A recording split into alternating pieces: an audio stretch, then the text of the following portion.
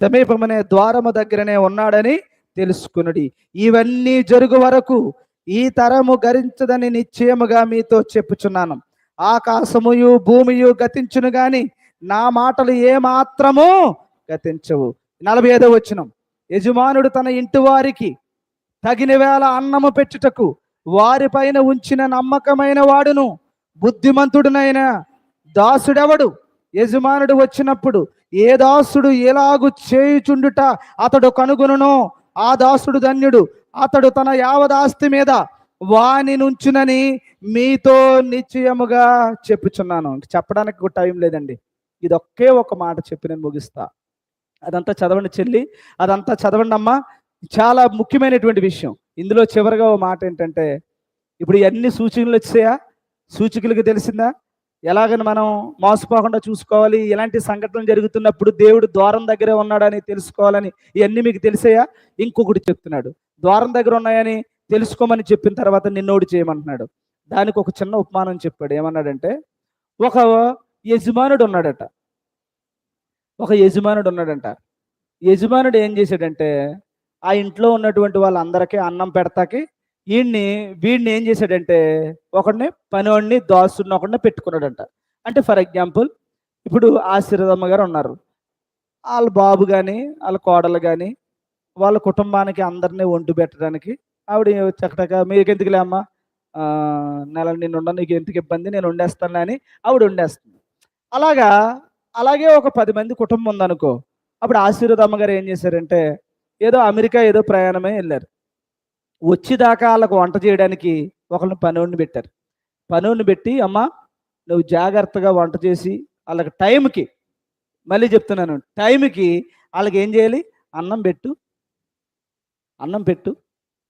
పెట్టడానికి నీకు నేను జీతం ఇస్తాను వచ్చి అని చెప్పాడు. అప్పుడు ఆశీర్వాదమ్మ గారు వెళ్ళిపోయారు. ఆవిడ ఎప్పుడు వస్తుందో తెలియదు.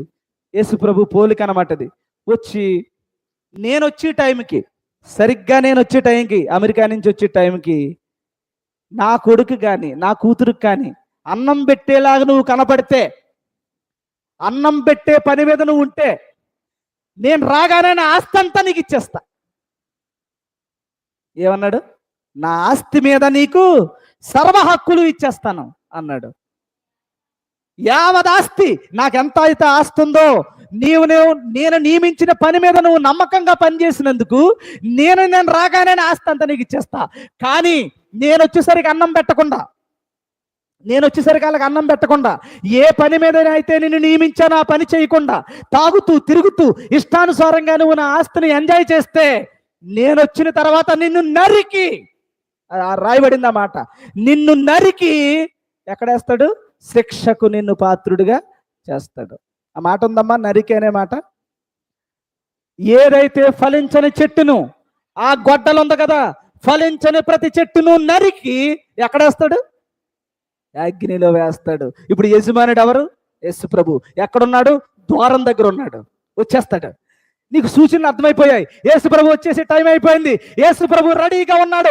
ఈ ఆకాశము భూమి మిక్కటమైన వేండ్రముతో లయమైపోయే రోజు ఉంది. ప్రపంచంలో బుద్ధి లేని వాళ్ళందరూ మోకాలు వేసే రోజు రయంగా ఉంది. ప్రతి మోకాలు ఆయన నామం పేరట వంగే రోజు వచ్చేసింది. ప్రపంచమంతా కూడా దండం పెట్టే రోజు వచ్చేసింది. అబ్బా, యేసు ప్రభు వచ్చే రోజు వచ్చేసిందని నిన్నేం చేయమంటున్నాడు? అన్నం పెట్టంటున్నాడు. ఎవరికి అన్నం పెట్టాలి? ఇప్పుడు అందరికీ, కుటుంబ సభ్యులందరికీ కూడా గృహ దర్శనాలు చేసి ఇంటికి వెళ్ళి ఏం పెట్టాను? దేవునికి స్తోత్రం. ఇప్పుడు అన్నం అంటే ఏది? అందరికీ, ఎవరిని ఎంత వీలైతే అమ్మా నువ్వు నమ్మేది తప్పు. సూచక్రియలు మహత్కార్యాలు చూసి స్వస్థతలని, ఇంకోటని, తైలాభిషేకాలని మోసపోతున్నావు తల్లి. నువ్వు మోసపోకమ్మా, మోసపోకు. అదంతా దేవుడు చెప్పాడు, జరుగుతాయని చెప్పాడు. క్రీస్తు కానిటువంటి వారిని అబద్ధపు క్రీస్తుగా పరిచయం చేస్తున్నారు. తండ్రిని పక్కన పెట్టి కుమారుడైన యేసు ప్రభు ఎప్పుడు కోరుకోడమ్మా. తన మహిమ అంతా కూడా తండ్రికి దక్కాలని కోరుకునేటువంటి కొడుకే నిజమైన క్రీస్తమ్మా.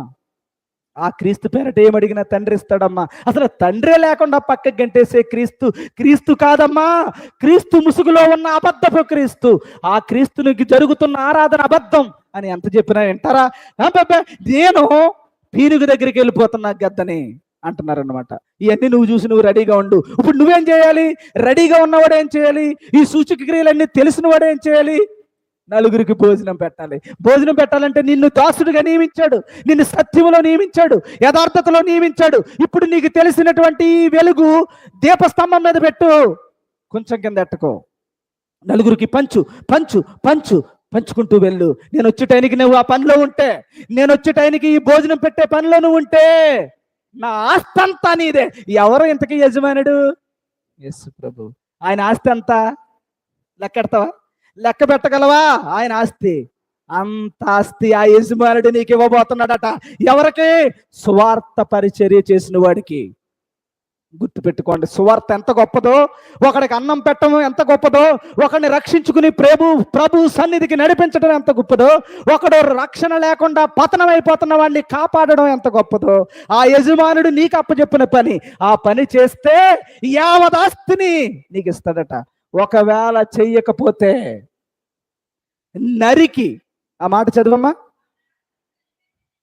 ఆ రాకడను కనిపెట్టకుండా నీ ఇష్టానుసారంగా త్రాగుతూ తినుతూ, చదువమ్మా ఆగిపోకు.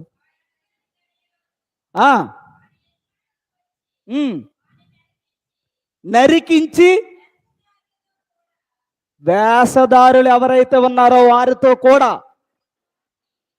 ఏం నియమిస్తాడు? ఆడికి తగిన ఫలాన్ని నియమిస్తాడు. ఏది? నరికి అగ్గిలో వేస్తాడు. కాబట్టి దేవుని పని చేసి యజమానిని మెప్పించి ఆస్తికి కర్తలం అవుదామా? లేదు లేదు. అదిగో అక్కడ ఉంది, ఇక్కడ ఉంది, అక్కడ ఉంది, ఇక్కడ ఉందని రక్షణ లేని ఈ శరీర సంబంధమైన విషయాల కోసం పరుగులు తీసి విలువైన జీవితాన్ని నాశనం చేసుకుంటావా? నీ చేతుల్లో ఉంది. కాబట్టి సూచనలు దేవుడు చెప్తున్నాడు. మోసపోకండి, జాగ్రత్త సుమా. అందుకని అంత్య దినాలలో యేసు ప్రభు ద్వారము దగ్గరే ఉన్నాడని జరుగుతున్న సంఘటనలు సాక్ష్యం పలుకుతున్నాయి. అందుకని నేను ఇంట్లో కూర్చోకుండా పరుగులు తీస్తున్నా.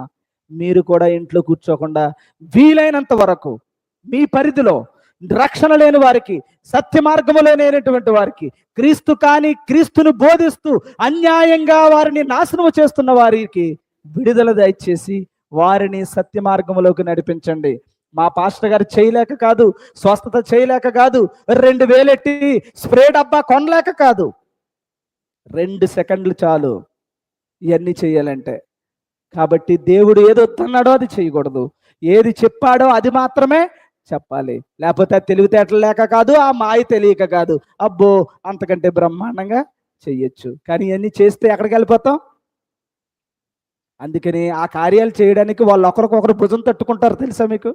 చాలా బాగుంటాయి వాళ్ళ పరిచయాలు. అమ్మో, ఒకరినొకరు మంచి బలేగా ఉంటుంది వాళ్ళ పని. మనల్ని అవడో పొగడ్డో, మనల్ని అవడ ఇంత గించుకున్నా, ఇంత యథార్థం చెప్తున్నా మనల్ని అవడో మెచ్చుకోడు.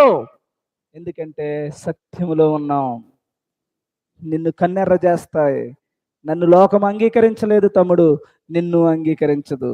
ఇది యేసు ప్రభు అన్నయ్య నీకు నాకు చెప్తున్నటువంటి సత్యం. మన తండ్రి అయిన దేవుడు, ఆయన ప్రియకుమారుడైన యేసు ప్రభు ఈ లోకానికి మన కొరకు వచ్చి నీకు నాకు చెప్పిన బోధ ఇది. కానీ లోకం అనుసరిస్తున్న బోధ ఇది కాదు. తక్కువ మంది ఉంటారు, చిన్న మంద, భయపడకండి అని చెప్తున్నాడు. కాబట్టి ప్రియమైన సంగమా, నేను ఇంకా అన్నీ చెప్పలేదు. 24వ అధ్యాయం మళ్ళీ చదవండి. అందులో ఉన్న ప్రతి విషయాన్ని గుర్తుపెట్టుకోండి. యేసు ప్రభు ద్వారం దగ్గరే ఉన్నాడు. ఇలాంటివి జరుగుతున్నప్పుడు గుండె నిబ్రం చేసుకోండి. అదే అక్కడ ఇక్కడ ఏదైనా సరే నా దేవుడు ఉన్నాడు. ఓకే, వెళ్ళాను, కాల్ వచ్చింది, ఏంటంట? రక్షణ వస్తుందా? శరీర సంబంధమైన కార్యాల కోసం మీరు ఎక్కడికి పరిగెట్టక్కర్లేదు. సత్యములో ఉన్నారు, కలిగి ఉన్నది ఏదో గట్టిగా పట్టుకోండి. యేసు ప్రభు సమీపంలో ఉన్నాడు. మీరు మాత్రం అందరికీ సత్యాన్ని ప్రకటించుకుంటూ వెళ్ళండి. అట్టి ధన్యత, యోగ్యత మీకు అనుగ్రహించునుగాక. మళ్ళీ చెప్పండి, ఇలాంటి పనులు చేసేవారు ఎవరైనా ఏంటది? పీనుగు ఎక్కడ ఉండునో గద్దలు అక్కడ ఉండును. ఆ గుంపులోకి, ఆ బ్యాచ్లోకి, ఆ భయంకరమైన ఆ గుణాలలోకి మీరెవరు వెళ్లకుండా యజమానుడిచ్చే ఆస్తి మీకోసం సిద్ధంగా ఉంది. ఆయన వచ్చేసరికి దేవుని పని చేస్తూ కనపడండి. మీ ఆస్తి అంతా దేవుడు మీకు ఇస్తాడు. ఆయనైతే సమీపంగా ఉన్నాడని ఈ సూచనలు అర్థమవుతున్నాయి. రావడానికి అబౌట్ టు గో, వచ్చేస్తాక సిద్ధంగా ఉన్నాడు. కాబట్టి వచ్చే టైంకి దేవుని పని చేయండి. సుఖాల వైపు, లోకం వైపు పరుగులు తీయకుండా విలువైన జీవితాన్ని కాపాడుకోండి. ఆస్తికి కర్తలుగా యజమానుడు సర్వ ఆస్తి కోసం దేవుడు ఇవ్వడానికి నీ కోసం సిద్ధంగా ఉన్నాడు. అట్టి ధన్యత, యోగ్యత దేవుడు మీ అందరికీ అనుగ్రహించునుగాక. ఆమేన్.